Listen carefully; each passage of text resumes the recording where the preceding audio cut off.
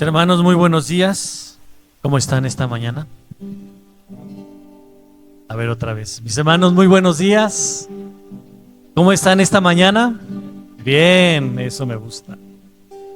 ¿Te acuerdas, mi hermano, qué significa la palabra Hosana? La palabra Hosana viene del origen hebreo, y significa sálvanos ahora. Cuando el salmista lo menciona en el Salmo 118, 25, dice: oh Señor, sálvanos ahora. Oh Señor, danos prosperidad. Hermanos, en ese contexto la palabra conserva la idea de súplica, una expresión de alabanza, de reconocimiento. Y hoy en día también significa ambas cosas. Señor, sálvanos, y alabado sea el Salvador. Vamos a ponernos de pie, hermanos.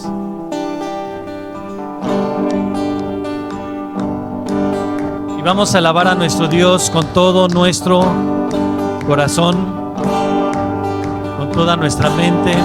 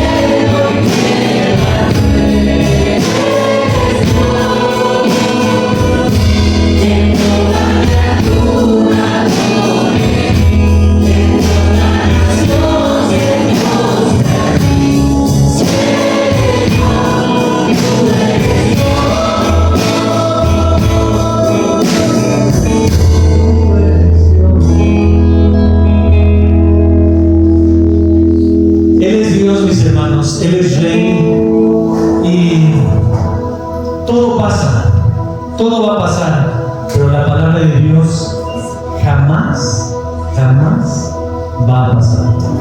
La palabra de Dios es verdadera, es viva y eficaz. Y hermanos, así como se escribió hace miles de años, sigue siendo auténtica Biblia, sigue siendo hoy en día el periódico de esta mañana.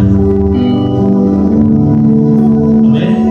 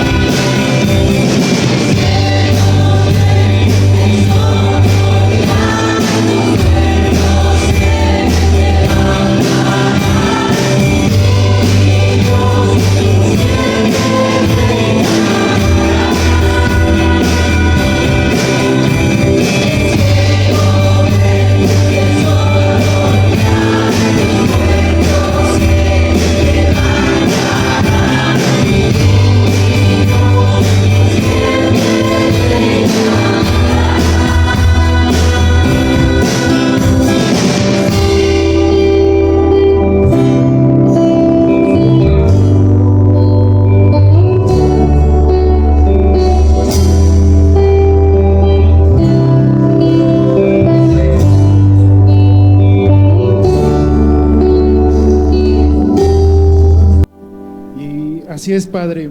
Hoy confirmamos y declaramos en esta mañana que tú eres sobre todas las cosas, Dios, que tú eres un Dios soberano, eres un Dios sabio, Dios, y que a pesar de que estemos en cualquier circunstancia, tú estás arropándonos, tú estás cobijándonos, Señor, y por eso te cantamos, Señor, por eso te alabamos, porque nos has redimido a través de la sangre de tu Hijo Jesucristo, y es por eso que hoy cantamos libres, Señor. Podemos traer problemas, podemos traer dificultades en nuestras vidas, Señor, pero sin embargo las podemos depositar en ti, Señor, porque tú tienes cuidado de nosotros, Dios, porque los problemas se van a quedar aquí, Señor, y en la eternidad no vamos a tener ya que cargar con ellos, Señor. Vamos a poder estar adorándote, vamos a poder estar cantándote, Señor, sin ninguna tristeza, sin ningún dolor, porque a través de Cristo y por Cristo es que somos libres, Señor, porque su crucifixión, su muerte, su resurrección, Señor, nos han dado libertad. Gracias porque hoy podemos llamarte Padre, Dios. Gracias porque hoy estamos aquí como congregación, Señor, alabándote por el sacrificio de unigénito. Gracias por ello, Dios, te alabamos, te adoramos y bendecimos tu nombre en Cristo Jesús. Amén.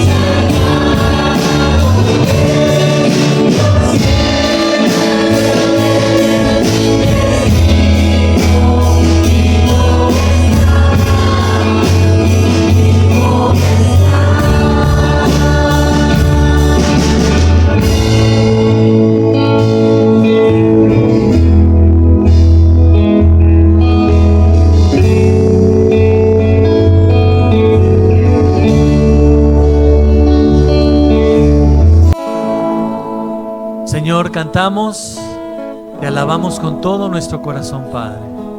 Señor, tú no estás en una tumba. Jamás alguien ha dicho que tu cuerpo está en una tumba, Señor. Tú has resucitado para darnos vida, para darnos salvación, Señor, para darnos seguridad, para darnos tu palabra, Señor, pero también para pedirnos obediencia a tu palabra, Dios. Gracias, Señor, por tu palabra, porque a través de ella podemos comprender tantas cosas, Señor. Cómo vivir esta vida, Dios, y cómo poder agradarte, Señor, también. Y por eso cantamos aleluya, porque tú eres digno de ser alabado. Tu nombre es digno de ser exaltado, Señor. Tú eres digno de honor, Dios, y digno de toda obediencia, Padre.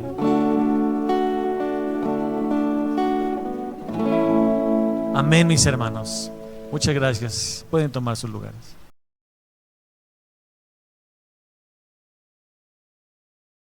Muy buenos días, mis hermanos. ¿Cómo están? Hoy es un día distinto, un domingo un poco diferente. Hoy van a descansar de mí. Y bueno, porque hoy es un día para mí de gozo. Estará con nosotros compartiéndonos la palabra alguien que amo mucho en el Señor, una familia que amo mucho en el Señor, personas que tenemos ya algunos años. Yo era un pequeño joven y él ya era mi maestro de jóvenes. No es cierto, pero al revés.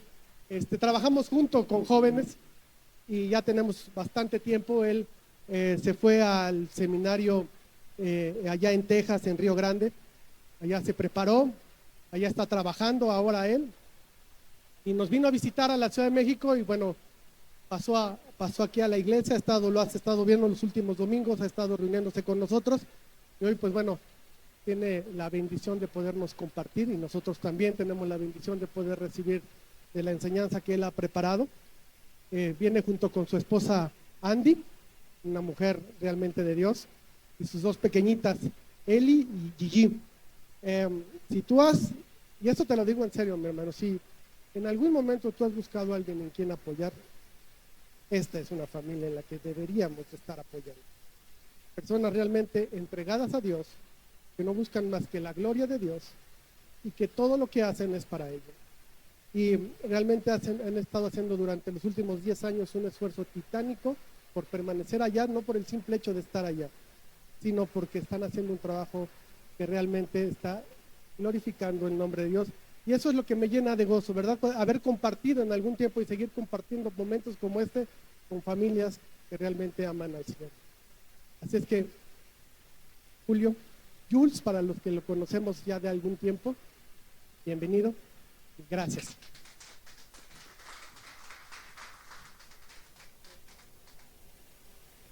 Muchas gracias, hermanos. Dios les bendiga. Y pues es un enorme privilegio y un gusto poder compartir con ustedes esta porción de la Escritura, continuando con lo que hemos venido estudiando en el Evangelio de Juan.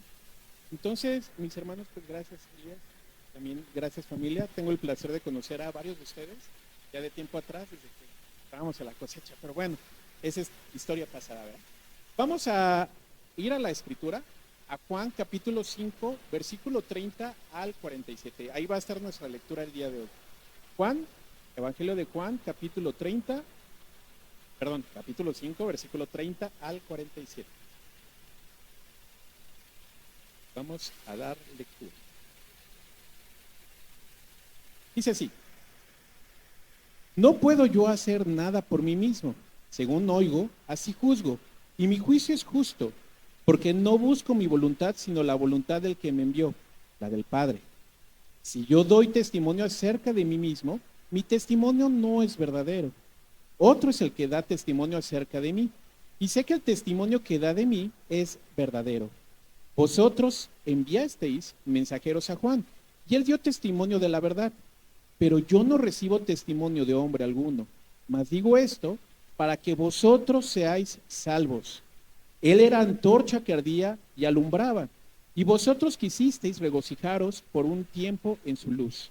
Mas yo tengo mayor testimonio que el de Juan, porque las obras que el Padre me dio para que cumpliese, las mismas obras que yo hago, dan testimonio de mí, que el Padre me ha enviado. También el Padre que me envió ha dado testimonio de mí. Nunca habéis oído su voz, ni habéis visto su aspecto, ni tenéis su palabra morando en vosotros, porque a quien él envió, vosotros no creéis. Escudriñad las escrituras, porque a vosotros os parece que en ellas tenéis la vida eterna, y ellas son las que dan testimonio de mí. Y no queréis venir a mí para que tengáis vida. Gloria de los hombres no recibo, mas yo os conozco que no tenéis el amor de Dios en vosotros. Yo he venido en nombre de mi Padre, y no me recibís. Si otro viniera en su propio nombre, a ese recibiréis. ¿Cómo podéis vosotros querer? Pues recibís gloria los unos de los otros, y no buscáis la gloria que viene del Dios único. No penséis que yo voy a acusaros delante del Padre. Hay quien os acusa, Moisés, en quien tenéis vuestra esperanza. Porque si creyeseis a Moisés, me creeríais a mí, porque de mí escribió él. Pero si no creéis a sus escritos, ¿cómo creéis a mis palabras? Vamos a orar. Amado Padre Celestial, gracias te damos en esta mañana por tu escritura, Señor, que podemos leerla, Señor. Tenemos el enorme privilegio de tenerla en nuestras manos, Señor. No vivimos en un país cerrado donde se ha prohibido, Señor, el poder leer tu palabra, Padre. Gracias por esta enorme bendición, pero también responsabilidad, Señor, porque hemos sido más que bendecidos, Señor. Tenemos tantos recursos a la mano, Señor, y a veces no disponemos de ellos, Señor. Te pedimos, Señor, que bendigas este tiempo, Señor, que me utilices, Señor, y me dirijas a través de tu Espíritu, Señor. No sea yo hablando, Señor, sino sea un instrumento, Señor, en tus manos para comunicar lo que me has dado, Señor, y que pueda ser algo práctico, Señor. No solamente sea información que se quede en nuestras cabezas, Señor, pero que también esa información, Señor, baje a nuestro corazón y de ahí en nuestras manos, Señor, para poder ponerla por obra, Señor. Te pido, Señor, por cada uno de mis hermanos, Señor. Yo sé que hay distracciones, hay preocupaciones, Señor, que todos tenemos, Padre, pero te pido, Señor, en este momento, Señor, que podamos hacerlas a un lado para poder enfocarnos en ti, Dios. Gracias, Señor, por ese tiempo. En el nombre de Jesús lo dejamos en tus manos. Amén. Bien, he titulado este sermón, hermanos, Testigos de Cristo y la Gloria Venidera. Y vamos a, para fines didácticos, vamos a segmentarlo en tres secciones este pasaje. Primero tenemos una porción que es del versículo 30 al 32, el cual es el primer punto, y luego tendremos otra del 33 al 40, segundo punto, y del 41 al 47, tercer punto.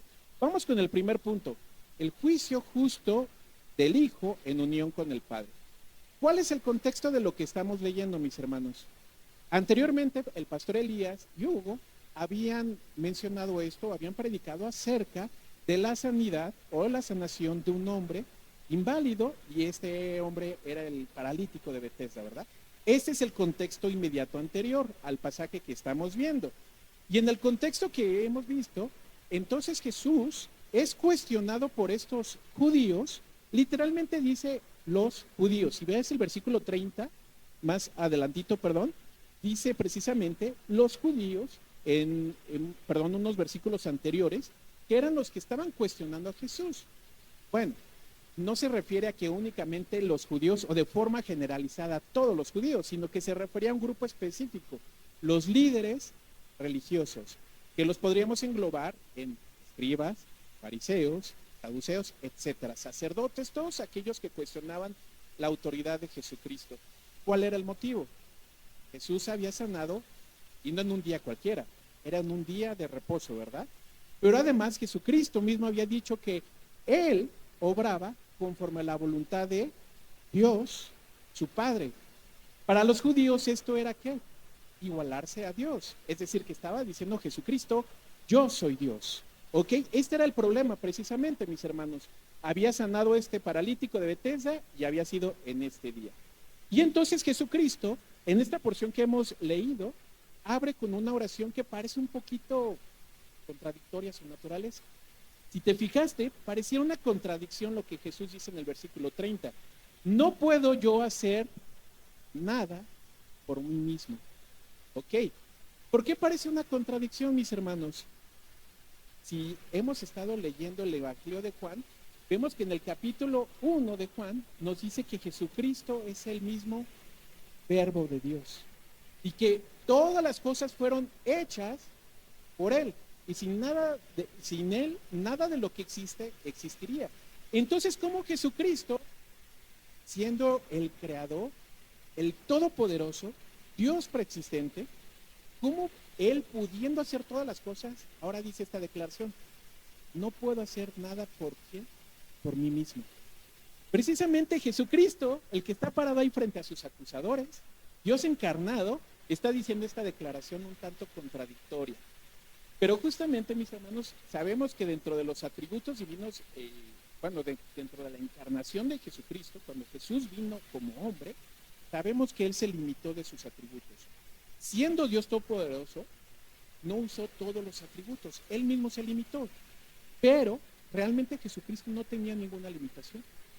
Él no tenía límites, ni tenía impedimento para hacer lo que Él le placiera. Pero lo hizo por un motivo. Él obedeció y se sometió a la voluntad del Padre. Por la economía en la que funciona la Trinidad, mis hermanos. Fue por obediencia y de esta manera mostró humildad, sumisión o sometimiento, mis hermanos. Y con ello nos da un ejemplo de vida a ti y a mí. Si nosotros somos cristianos, mis hermanos, debemos imitarlo ¿en qué? En la manera de someternos a la voluntad de Dios, mis hermanos. Y esto muestra la humildad de Jesucristo. Bueno, mi familia y yo en estos momentos tenemos una gran bendición, mis hermanos.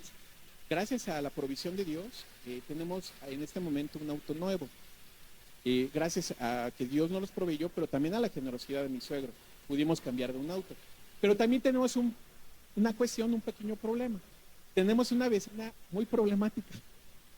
Actualmente nos estamos quedando con mi suegra.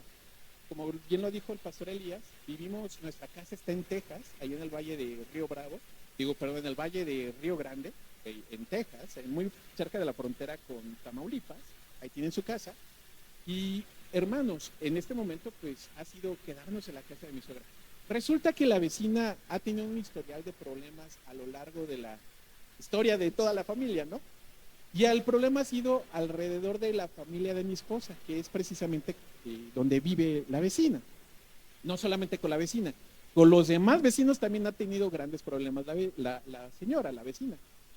El punto es que el jueves fuimos a hacer un trámite precisamente de nuestra visa, mi esposa y yo, y me percaté que el auto nuevo tenía un nuevo rayón que no tenía. Desde la salpicadera delantera por donde está el faro, se brincó las puertas, eso no se las rayaron, hasta la salpicadera trasera. Y le dije a mi esposa, ¿ya viste? Ese es un nuevo rayón, ¿verdad? Y me dice, sí, yo no se lo había visto. Y digo, bueno, pues quién sabe, ¿no? Quién sabe cuál será el motivo, quién lo hizo. Se veía totalmente intencional, mis hermanos. El caso es que precisamente dado el historial conflictivo de la vecina, resulta que no solamente nosotros tenemos ese rayón. Mi suegra tiene su auto con el mismo rayón, salpicadera.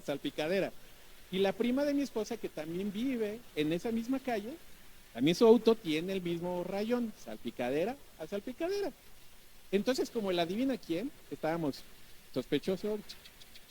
La vecina, es precisamente, decimos, pues, si tiene un historial de conflictos, bueno, pues resulta que la más sospechosa, la más probable sospechosa de haber hecho el rayón habrá sido probablemente la vecina. Cuando vi el rayón sí dije, ay, estaba nuevo el carro, se veía muy bonito sin ese rayón. Y luego pensé para mí, dije, bueno, no se vería tan mal un rayón en la camioneta blanca de la vecina. Eso fue lo que pensé, de salpicadera a salpicadera.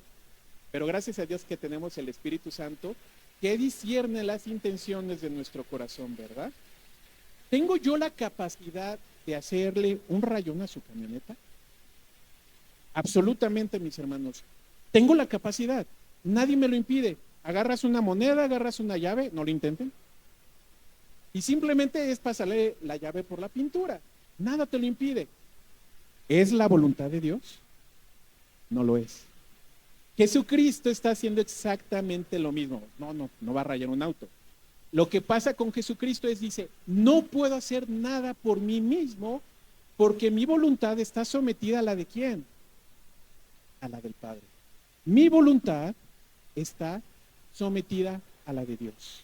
Precisamente es lo que está haciendo Jesucristo. Está dándonos un ejemplo de cómo someter nuestros deseos, nuestros anhelos, nuestras decisiones a una voluntad superior y que es buena y perfecta a la voluntad de Dios.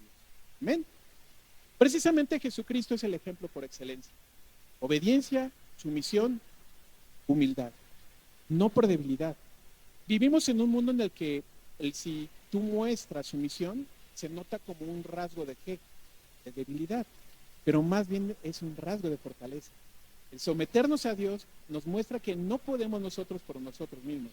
Necesitamos a nuestro Padre Celestial que nos dirige. ¿Te has encontrado en situaciones así, mis hermanos? Yo estoy seguro que sí.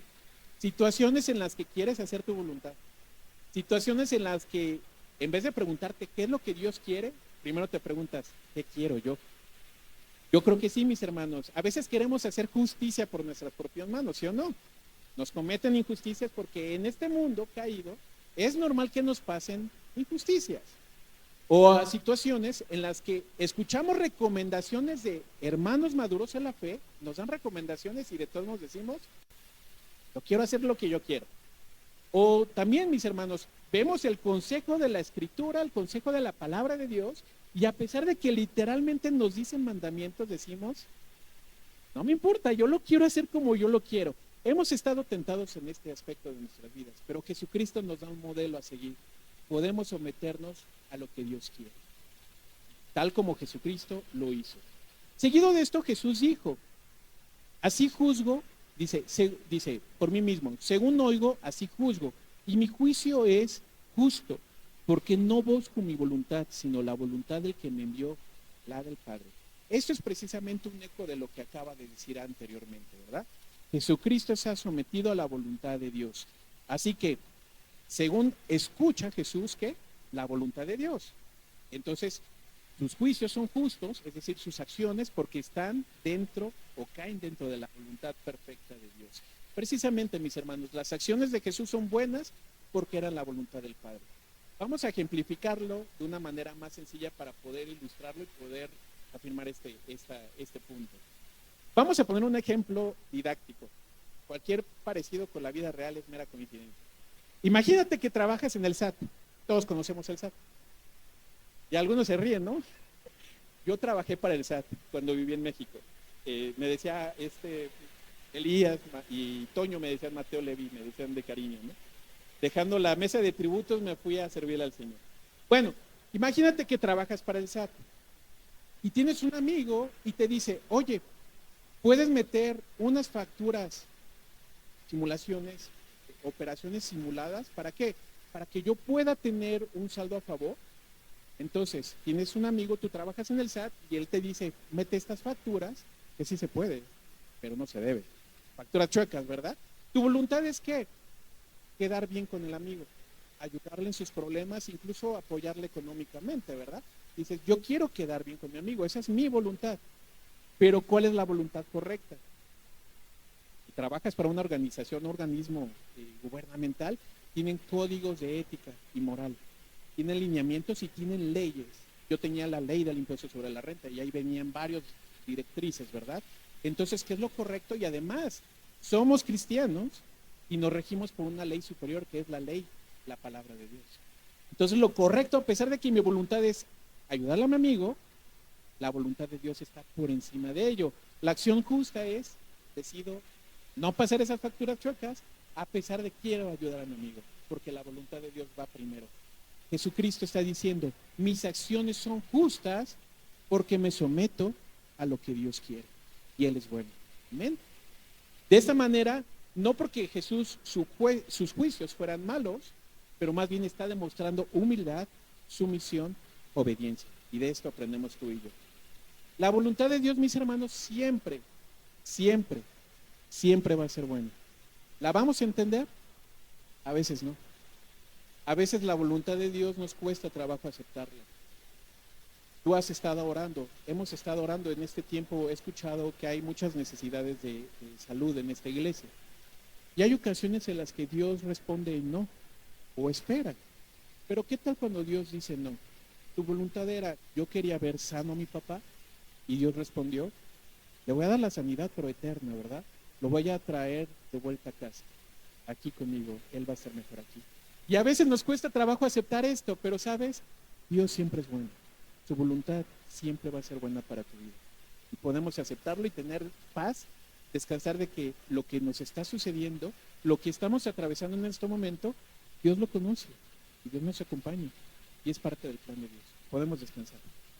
Ahora bien, Jesucristo da otra declaración un tanto curiosa y un poquito también contradictoria, porque ve lo que dice después. Versículo 31. Si yo doy testimonio acerca de mí mismo, mi testimonio es ¿qué? No es verdadero. ¿Qué? Si yo doy testimonio acerca de mí mismo, mi testimonio no es verdadero. Jesucristo está diciendo estas palabras, mis hermanos. ¿Por qué parece contradictorio? Porque Jesucristo es verdadero. Jesús él mismo dijo de sí mismo, declaró, yo soy el camino, la verdad y la vida. ¿Cómo Jesucristo, siendo verdadero, justo, verdadero en todos sus juicios, puede decir que si él da testimonio de sí mismo, no está diciendo la verdad? Parecería una contradicción, ¿verdad? Pero no lo es. Esto tiene una base bíblica, hermanos. Deuteronomio 19:15 lo establece. Es parte de la ley y parte de la tradición judía que se aplicó a las condiciones o a los usos y costumbres de aquel tiempo, mis hermanos. Deuteronomio dice 19:15, si quieres anotarlo, dice así: no se tomará en cuenta a un solo testigo contra ninguno en cualquier delito ni en cualquier pecado, en relación con cualquier ofensa cometida, solo por el testimonio de 2 o 3 testigos se mantendrá la acusación. Entonces, nos está dando este contexto a la palabra de Dios. Y cierto, el contexto son ¿qué? Asuntos judiciales, asuntos legales, delitos, dice literalmente, cualquier delito, cualquier pecado, no se le va a tomar en cuenta el testimonio de una sola persona. Se necesitan 2 o 3 personas. Ok, el contexto es precisamente delitos, asuntos judiciales. Y la regla era que no bastaba el testimonio de una sola persona. Tenía que ir respaldado por más testigos, precisamente, que requerían 2 o 3. Originalmente, entonces, sí es cierto, eran procesos judiciales, pero la tradición rabínica aplicó este principio para todos los asuntos importantes. En asuntos de importancia, no bastaba dar el testimonio de una sola persona. ¿Y qué pasó? Jesucristo ya había mencionado un asunto de suma importancia. Ve lo que dice Juan 5:17. Jesús está diciendo un testimonio, está dando una declaración de suma importancia. Jesús le respondió: mi Padre hasta ahora trabaja, yo trabajo. Otra vez, Jesús al decir mi Padre, estaba diciendo que Él era ¿qué? Dios. Soy equivalente a mi Padre, es decir, yo soy Dios. Jesucristo estaba dando un testimonio o estaba dando una declaración sumamente seria. Entonces, ¿qué requería? 2 o 3 testigos, ¿verdad? Para poder acompañar esta declaración que Jesús estaba diciendo. ¿Y qué pasó, mis hermanos? Sí presentó testigos. Jesucristo dice, ok, si yo lo digo por mí mismo, no vale. Por eso tengo que darle testimonio de Juan habló de mí. Las obras que yo hice en medio de ustedes, milagros, como la sanación de un paralítico de Betesda, dan testimonio de mí. La voluntad de mi Padre da testimonio de mí, pero también incluso las escrituras hablan de mí. 4 testigos está presentando Jesucristo: Juan el Bautista, sus obras, el Padre y la palabra. Está presentando sus testigos como una ayuda didáctica para que los fariseos, para que los líderes religiosos pudieran decir, por supuesto, Él es el Mesías. Así que presenta esos testigos. Eso lo vamos a ver en el siguiente punto, segundo punto, ¿verdad? 4 testigos. Estas palabras de Jesús nos invitan a analizar, mis hermanos, nuestra vida personal, nuestros dichos y testimonios. Yo puedo decirles, mis hermanos, que precisamente como cristiano soy un buen cristiano, soy un buen papá, soy un buen esposo, pero ¿quién es el que va a dar de verdad el veredicto final? Los que viven en mi casa. Yo puedo decirles, no, hermano, confía en mí, yo de verdad soy un buen ejemplo a seguir, pero mi esposa ella sabe cómo me comporto en la casa, ¿verdad? Cuando nadie me ve. Además, mis hermanos, estamos siendo observados siempre por alguien, nuestro Padre Celestial. nos observa las 24 horas del día, ve cómo nos comportamos día y noche. Pero esto también es aplicable a la vida de iglesia, mis hermanos. Eso es una invitación a que te puedas involucrar en el discipulado intencional, uno a uno. Cuando tú inviertes tu vida en otra persona, vas notando cosas, van saliendo cosas a flote y también propias. Y que el discipulado, el que está siendo discipulado puede notar en ti y pueden ayudarse a caminar mutuamente. Esa es una excelente oportunidad para poder buscar a alguien en quien invertir tu vida. Y de esta manera ayudarnos a crecer, ¿verdad? Pero justamente, mis hermanos, yo puedo dar testimonio de mí, echarme flores, pero realmente el que conoce la realidad es mi familia, ¿verdad? Y Dios, por supuesto. Ellos conocen una verdad más objetiva. Es como alguien que afirma ser honesto en la oficina. Todos hemos tenido compañeros de oficina y que dicen, no, yo soy el mejor trabajador, pero sabemos que comete faltas o comete fraudes en los reportes, trampa, etcétera, ¿no? Su palabra no basta sola, sino que necesita ir acompañada de los compañeros, si no su testimonio pierde fuerza. Pero Jesús confirma el testimonio por parte de terceros. Ya vimos Dios, sus obras, el testimonio de Juan el Bautista y la palabra, ¿verdad? 4 que nos arrojan que Jesús es Dios. Jesús es Dios, es divino. Su identidad es precisamente ser Dios. Precisamente, mis hermanos, entonces, vemos que Jesús es divino. Jesús sometió su voluntad a la del Padre. Y entonces podemos confiar en Él. Aplicación de este punto, mis hermanos. La Ciudad de México es una ciudad marcada por mucha corrupción. No me lo contaron, yo ya viví aquí. Favoritismos, trámites complicados. Y Jesús nos muestra un modelo distinto. Justicia basada en obediencia, en sumisión, en humildad a Dios. Así que, mi querido hermano, cuando enfrentes injusticias, ya sea en tu trabajo, ya sea en trámites gubernamentales, que son cosas tan cotidianas, en hospitales, citas médicas, o en cosas tan sencillas como en el transporte público, te ha pasado de que se te metan en la fila del metro, ¿verdad? Bueno, es algo normal. Cuando enfrentes todo este tipo de injusticias, recuerda que Jesús es un juez justo. Los juicios son siempre verdaderos. Pon tu confianza en el único juez, en Jesús. Él va a ser justo. Punto número 2. Los testigos que confirman la identidad de Cristo, versículo 33 al 40. Ahora sí, 4 testigos que presentan testimonio de que Jesús verdaderamente es el Hijo de Dios. Ya vimos que son 4 los testigos. Jesús declaró, no puedo decirles únicamente mi testimonio, o no puedo decirles que yo soy Dios, si no va acompañado de más testigos. Ya presentó sus testigos, que son la palabra, sus obras, el Padre y Juan el Bautista. Entonces, mis queridos hermanos, todos estos daban testimonio de Jesucristo, ¿ok? ¿Qué hicieron los líderes religiosos? Versículo 33 dice, vosotros enviasteis mensajeros a Juan y él dio testimonio de la verdad. Si vemos un poquito Juan 1, vamos unas páginas atrás, capítulo 1, versículo 19, dice más adelantito, ese es el testimonio de Juan cuando los judíos que enviaron de Jerusalén sacerdotes y levitas para que le preguntasen, ¿tú quién eres? ¿A quién le están preguntando? A Juan el Bautista. Y Juan el Bautista confesó y negó, dice, y no negó, sino confesó, yo no soy el Cristo. Le preguntaron, ¿eres entonces Elías? No lo soy. ¿Eres el profeta? No.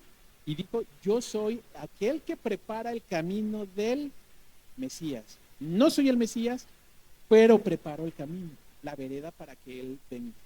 Entonces, los líderes están demandando a Jesucristo, le habían demandado a Juan el Bautista quién era.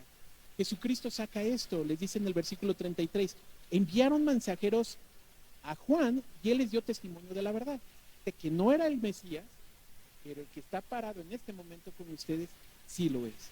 Entonces estaba dándoles testimonio de que él era el Cristo. Pero vemos que Jesucristo dice una declaración enseguida, versículo 34, pero yo no recibo testimonio de hombre alguno, mas digo esto para que vosotros seáis salvos. Jesús aclara que su identidad no depende de aprobación humana. No dependía no era sostenible únicamente porque un hombre avalara que él era el Mesías. Pero ¿sabes por qué lo hizo? Porque usó testigos para ayudarles a creer a los líderes religiosos. Fue una ayuda didáctica, pedagógica, para que ellos pudieran creer que al que tenían enfrente genuinamente era el Mesías, era Jesucristo. Precisamente mostró que su autoridad viene directamente del Padre, no de validación humana. Y también para poder ayudarlos y pudieran ser salvos, mis hermanos. En otras palabras, Jesucristo no necesitaba que un hombre lo respaldara. Sin embargo, lo hizo por misericordia, para ayudarles a su incredulidad de los líderes. Y decirles, no solamente lo que yo digo, sino el testimonio de Juan certifica que soy el Mesías. Es para ayudarles a creer. Y esto, mis hermanos, nos muestra la misericordia de Dios. Porque a pesar de la incredulidad, Dios en amor, Jesucristo en amor, les dio ayudas para que ellos pudieran entender al que tenían enfrente, mis hermanos. Cada confrontación de Jesucristo con sus acusadores siempre estuvo marcada por la misericordia, por el amor. Es como ponerle un letrero luminoso, mis hermanos, de aquellos tipos Las Vegas, y diciendo luminosamente, Jesús es el Mesías, Jesús, el que está aquí presente, es el Salvador. Fueron ayudas y aún así ellos no quisieron verlo de esta manera. Muchas ocasiones, mis hermanos, vamos a enfrentar pruebas, complicaciones, dificultades en nuestra vida. Nos vamos a enfrentar con esta serie de cosas. ¿Por qué? Porque Jesucristo lo dijo. En este mundo tendréis aflicciones, pero no teman porque yo he vencido al mundo. Vamos a meternos en medio de encrucijadas y a veces vamos a llegar a dudar, mis hermanos. Y aunque no lo digamos de labios, en nuestra mente se empieza a maquinar pensamientos y pensar, ¿será que Dios puede ayudarme en medio de estas cosas? ¿Qué va a pasar? Es normal, vamos a tener esas pruebas de fe. Pero sabes, tenemos recursos para poder salir adelante. Precisamente tenemos la Escritura donde vemos testigos que hablan de la fidelidad de Dios, mis hermanos. Si miras a tu alrededor aquí en la iglesia, hay testimonios acerca del poder, de la identidad, de la fidelidad de Dios. Alrededor, solamente basta que te involucres con conocer más de la otra persona que tienes a un lado. Y vas a ver que ellos también fueron ayudados en medio de situaciones complicadas. Vas a ver que a lo mejor pasaron por situaciones muy similares a las que estás atravesando o incluso peores. ¿Qué fue lo que hizo Dios? Les ayudó, les sostuvo, les acompañó en el proceso, mis hermanos. Y si te das cuenta, son personas humildes, común y corriente como tú y como yo. Y además, mis hermanos, tenemos el testimonio por excelencia, lo tienes en tus manos, que es la palabra de Dios. En ella encontramos cientos de personas normales, común y corrientes, sumisas y obedientes a la voluntad de Dios, pero donde vemos que estas personas ordinarias fueron usadas extraordinariamente por un Dios grande. Y tal vez tú te puedes decir, bueno, sí, mi querido hermano, es cierto, la Biblia habla de David, habla de José, habla de etcétera, ¿no? Y podrías decirte, es que yo no soy David, yo no soy Pablo, yo no soy Ruth, yo no soy María, no soy Débora, etcétera. Es cierto, tú no eres ellos. Pero ¿sabes qué? Dios es el mismo. Y el Dios de Abraham, el Dios de Jacob, el Dios de Isaac, el Dios de Pablo, es el mismo Dios y es tu Dios. Y nos puede ayudar en medio de estas circunstancias. ¿Tenemos testimonios? Absolutamente, tenemos testimonios. Además, mi querido hermano, te invito a que también hagas un diario de oración. En este diario tú puedes ayudarte a poner ese testigo que te ayude cuando estés en medio de pruebas. Vas a poner en ese diario la petición de oración que tienes, con fecha y hora, y cuando Dios responde, puedes anotar la forma en la que Dios respondió a esa petición. ¿Para qué? Para que en el futuro, cuando te encuentres pasando por otras pruebas, puedas ver la fidelidad de Dios en el pasado con tu vida. Y es que somos bien dados a ser olvidadizos, mis queridos hermanos. A veces nos enfrentamos a circunstancias y se nos olvida que ya habíamos pasado por pruebas en el pasado y que Dios nos ayudó. Entonces es una ayuda didáctica, es un testigo. ¿Para qué? Para que puedan creer, para que podamos creer que Dios ha sido fiel. Ese es el tipo de ayudas pedagógicas que Dios hizo, que Jesucristo hizo. Dice, no recibo testimonio de hombre, mas digo esto para que vosotros seáis salvos, para que puedan creer, para que puedan ser ayudados en su incredulidad. Es lo que le estaba diciendo Jesús a sus acusadores. Estaba confirmando que su identidad era divina. Les estaba dando un empujón, mis hermanos, a su incredulidad. Jesús elogió a Juan como esa luz. Dice ahí, él era antorcha que ardía y alumbraba, y vosotros quisiste regocijaros por un tiempo en su luz. Está hablando estas palabras acerca de Juan el Bautista. Está elogiándolo y está diciendo que todo lo que él predicó apuntaba a que Jesús era el Mesías. Y aún así no lo quisieron entender.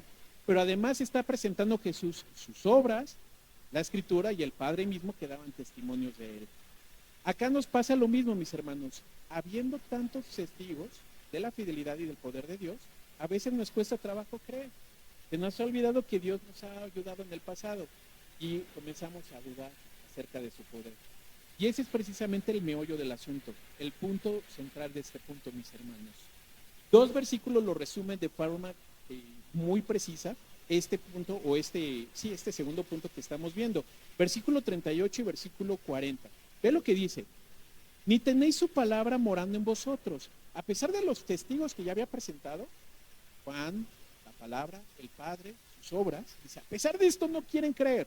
Versículo 38 dice, ni tenéis su palabra morando en vosotros, porque ¿a quién él envió? Vosotros no creéis. Y versículo 40, y no queréis venir a mí para que tengáis vida. Esto lo resume, mis hermanos, precisamente. Jesús dijo a los religiosos, no tienen la palabra de Dios morando en ellos.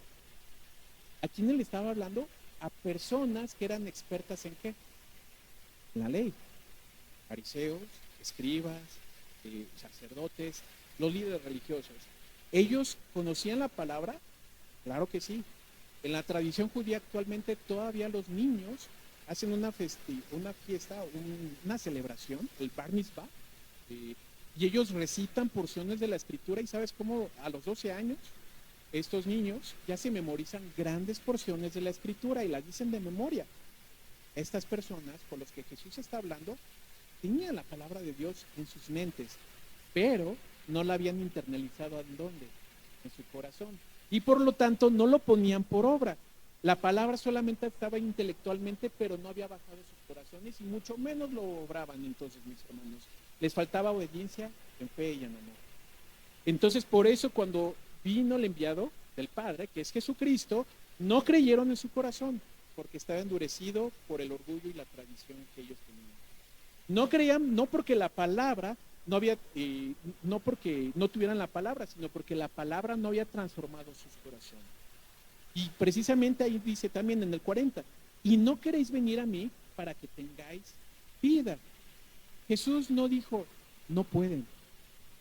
Dice, no queréis venir a mí para que tengáis vida. No dice, no pueden ustedes creer. Más bien está diciendo, no quieren. No se trata de poder, sino de querer, ¿ok? El rechazo de los judíos, de estos líderes religiosos, fue que totalmente voluntario. Prefirieron seguir en sus tradiciones, prefirieron seguir en su gloria humana, en su sistema religioso. Ellos prefirieron la gloria propia antes de humillarse a Dios y reconocer que necesitaban a un Señor. Y el que estaba presente delante de ellos es Jesucristo. No es que fueran suicidas, mis hermanos, porque estaban rechazando la vida eterna, pero no eran suicidas, sino que estaban rechazando la vida eterna por su orgullo, por su renombre, por su reputación. Es como alguien, mis hermanos, que tiene acceso a la medicina gratuita, pero no la toma, decide no tomarla porque cree que no la necesita. Es como esto. Y sabes, mi hermano, esto nos habla de algo que nos afecta a ti y a mí, y esto se llama orgullo. Yo fui un orgulloso por 2 años, mis hermanos. Resulta que hace 2 años yo fui diagnosticado con una enfermedad. Yo tengo hipertensión, la presión alta. Y ahora que he venido a la Ciudad de México, no hombre, mi presión anda, pero bueno, no, tampoco anda por los cielos, ¿verdad? No, ya me hubiera desmayado. No, pero por herencia genética, mi padre tuvo hipertensión, mis abuelos tuvieron hipertensión. De hecho, mi padre tuvo una embolia y Dios lo levantó de esa embolia. Incluso fue un testimonio de milagro del poder de Dios, porque Los doctores decían, no va a caminar como en 3 años. Resulta que a los 3 meses ya andaba manejando su carro, mi papá. Bueno, fui un necio, mis hermanos, porque hace 2 años yo fui diagnosticado con esta enfermedad de hipertensión. ¿Y qué crees que pasó? Me dijeron, aquí está tu medicamento, te lo vas a tomar día, era un día, nada más, no era día y noche todavía, era diario, te vas a tomar esta pastillita. 2 años pasaron y ese medicamento lo tomé de forma muy inconstante y a veces ni la tomaba, mis hermanos. ¿Por qué? Porque fui orgulloso. Teniendo acceso a la medicina, dije, no, pues yo me voy a mejorar.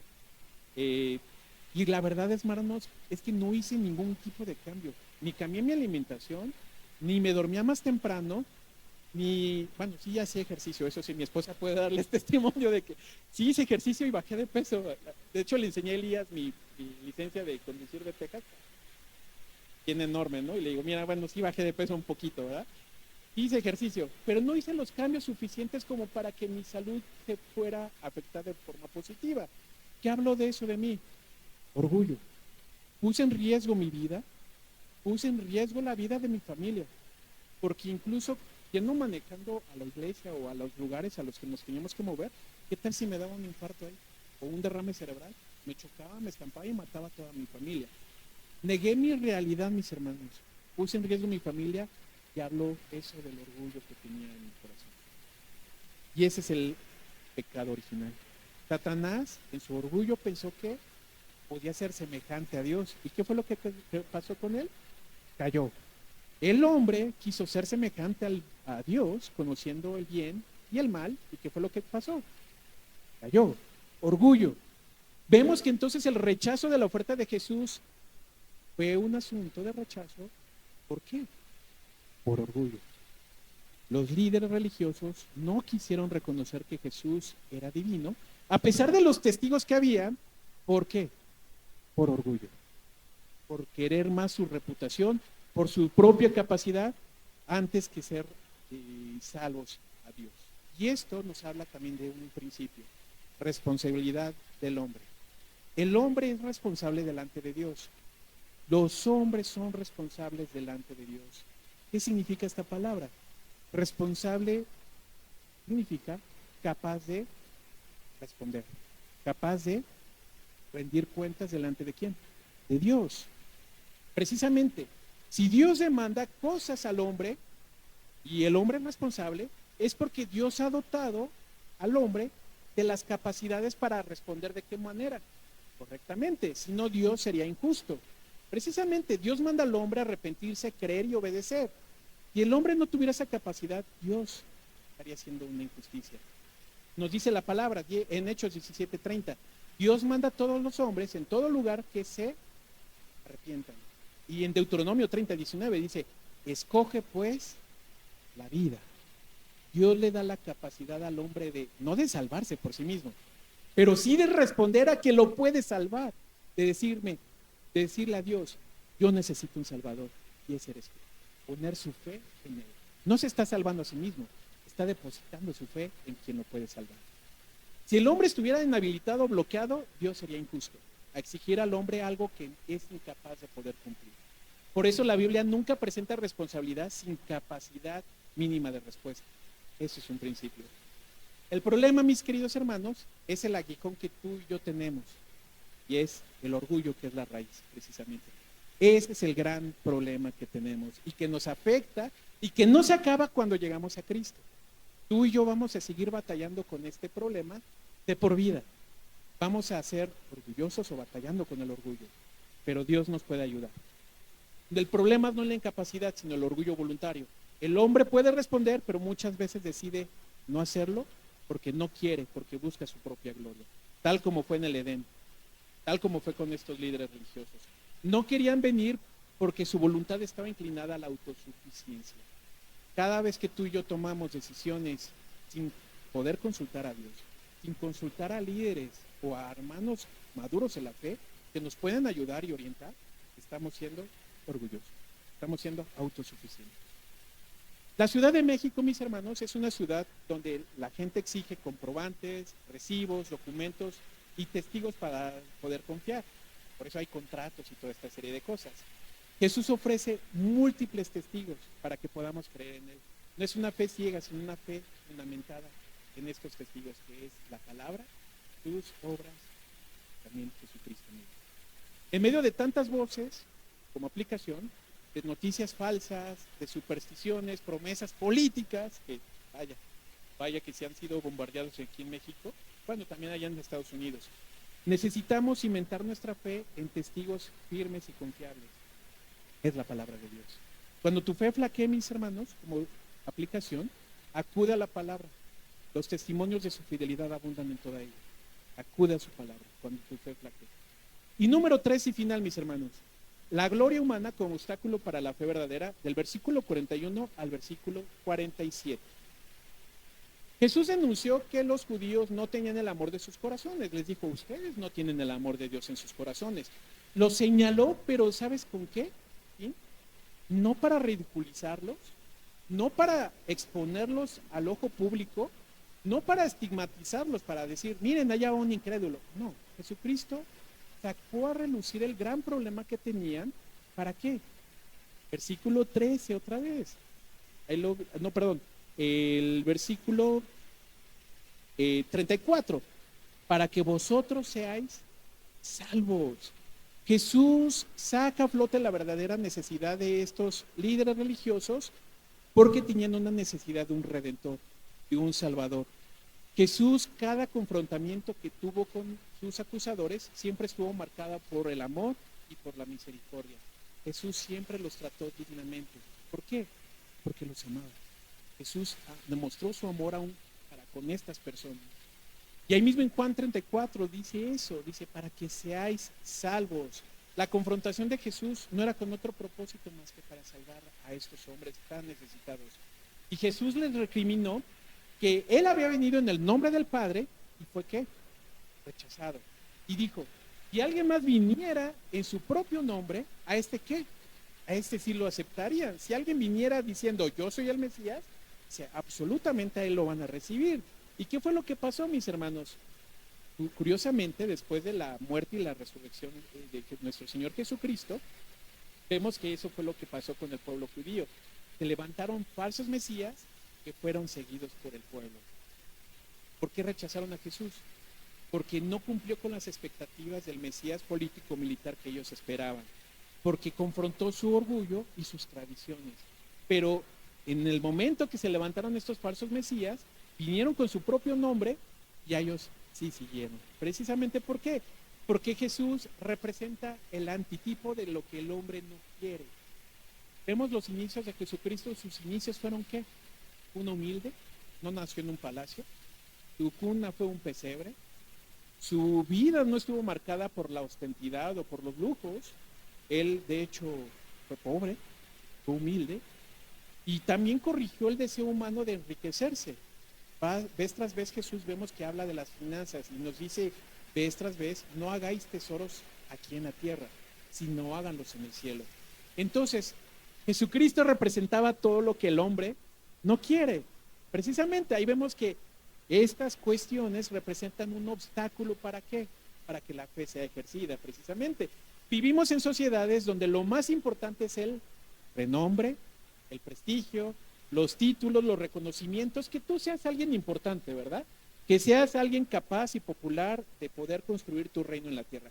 Eso es lo que el mundo valora, pero no es lo más importante. Y con esto, mi querido hermano, no te estoy diciendo, no estudies, confórmate con lo que tienes. No. No se está llamando Dios a ser conformistas.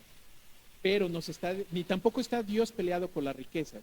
Si Dios te ha bendecido monetariamente, gloria a Dios. Pero lo que está diciendo es que Dios sea el primero de nuestra vida, que sea el primer punto de nuestra vida, la principal prioridad, valga el pleonasmo.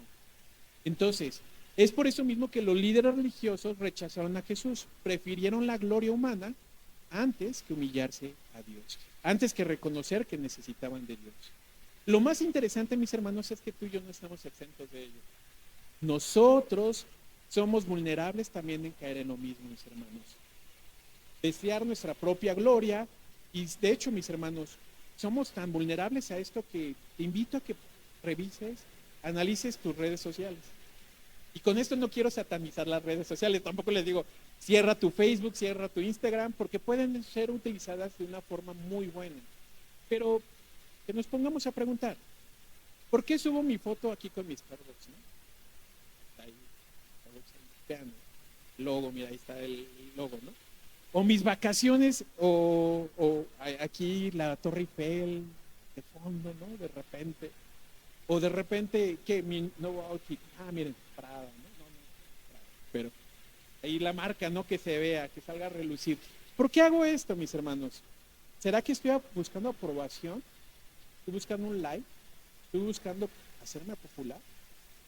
Con esto nuevamente, mis hermanos, no te estoy diciendo cierra tus redes sociales, porque es cierto, puedes hacerlo de una manera para compartir con aquellos que viven lejos, ¿no? A lo mejor tú vives en otra ciudad y quieres compartir con tu familia, pero más bien que analices las intenciones de tu corazón. ¿Será que no habrá un deseo de orgullo? De poder decir, miren, yo estoy sobresaliendo entre los demás. Con esto, mi querido hermano, ahora no te sientas mal si subes las fotos de tus vacaciones. Si quieres compartirlas con tu familia, hazlo, mi querido hermano. Nada más analiza tu corazón. ¿Cuál es la intención de mi corazón? Hay algo que a mí me ha costado mucho trabajo, mis hermanos, y esto es ser complaciente. Mi esposa es testigo de ello. A veces me cuesta trabajo, quiero quedar bien con las personas. Y ha sido una lucha constante con la que tengo que estar trabajando constantemente. ¿Y sabes qué? Ha sido difícil porque no puedes quedar bien con quién. Con todos. En algún momento voy a quedar mal con alguien, mi querido hermano.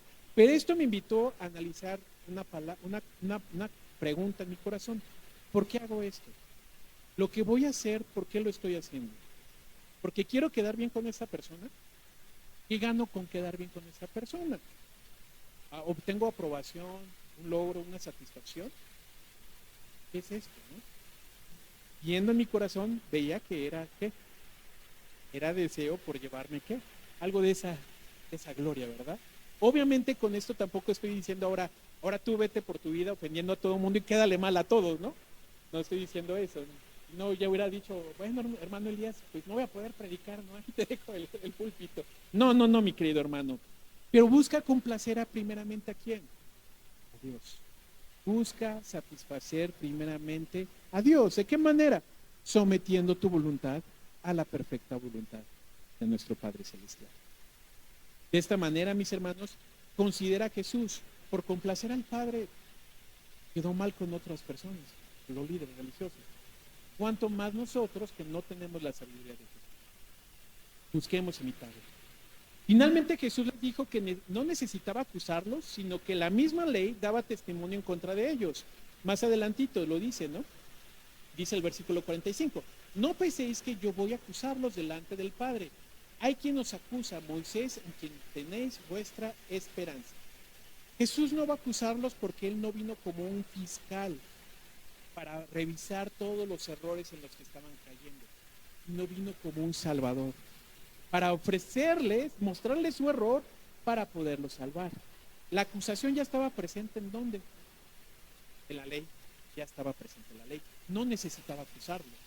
Moisés en todo caso era el acusador, precisamente. Los líderes judíos ponían su esperanza en Moisés y la ley y su justicia propia. Estaban descansando en sus propias obras, en Moisés y en la ley. Pero mismo Moisés, había declarado en la ley que Dios iba a mandar otro profeta. Deuteronomio 18:15 dice, profeta como yo os levantará Jehová. Entonces ya había una acusación dentro de la misma ley. La incoherencia precisamente cayó en ellos. Decían creer en Moisés, pero a la vez lo estaban rechazando. ¿Por qué? Porque rechazaban a Jesucristo. Mi esposa tiene una frase que dice, hablar con esta persona, siento que me estrellé con la pared. Y esto se dice en un contexto, de repente mi esposa, así hablamos, ¿no?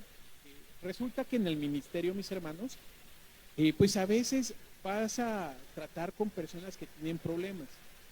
Y ¿sabes con una cuestión? Los problemas no nacen solos, sino que las personas producen ¿qué? Problemas. Entonces, el problema no son las circunstancias, sino nosotros somos el problema, ¿verdad? Somos los que generamos los problemas. Y hay que abordar estos asuntos siempre con amor, con misericordia para ayudar a la persona y evitarle futuros dolores de cabeza. Pero ¿qué es lo que pasa? En ocasiones te encuentras con personas que, a pesar de que les das una recomendación, a pesar de que los guías a la palabra de Dios, para poder ayudarlos van a decir, no quiero. Y te encuentras con una obstinación. Ahí no te queda más que decir, Señor, pues ahí te lo dejo. Yo traté de ayudarlo, pero él no quiere, no quiere ser ayudado. A veces me pregunto si Jesucristo pensaba eso, ¿no? Si sentía un tipo de frustración de esta manera. Sentí que choqué con la pared. Al tratar con los líderes judíos, tratándoles de ayudarles, de poderlos salvar, simplemente ellos no querían. Esto nos revela la gloria humana, el orgullo, que tú y yo potencialmente también podemos ser víctimas de ellos. Un gran obstáculo para que la fe sea ofrecida de forma correctamente. Y este obstáculo del orgullo, la gloria, no se termina cuando llegamos a Cristo. Va a ser una lucha constante, pero tienes los recursos para poder vencerlo, sometiéndote a Dios, a su voluntad, aceptando que su voluntad es mejor que la nuestra. La Ciudad de México, mis hermanos, es una ciudad donde se busca reconocimiento, estatus, aparentar. Y Jesús nos recuerda precisamente que la gloria humana es pasajera, la vida verdadera está en Él. Así que, mis hermanos, en medio de circunstancias como enfermedades, cansancio, tráfico, la presión por salir adelante y demostrar que Él es alguien, Jesús te ofrece algo mejor. La vida verdadera no se trata de tener una vida plena o exitosa, ¿no? Que tu vida esté en Él. Así que recuerda, tu vida y tu destino están en las manos de Cristo.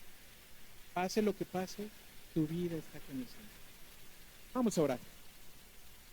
Amado Padre Celestial, Señor, gracias te damos en esta mañana porque nos permitiste, Señor, poder abrir tu palabra, Señor, y poder encontrar enseñanza en ella, Señor.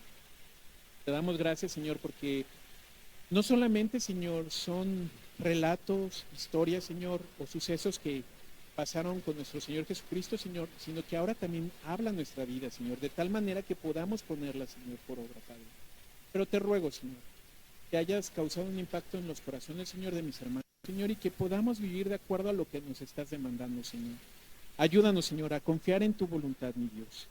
Ayúdanos a recordar en medio de estas circunstancias, Señor, que nuestra confianza está en el juez justo, en el único juez justo que es Jesucristo.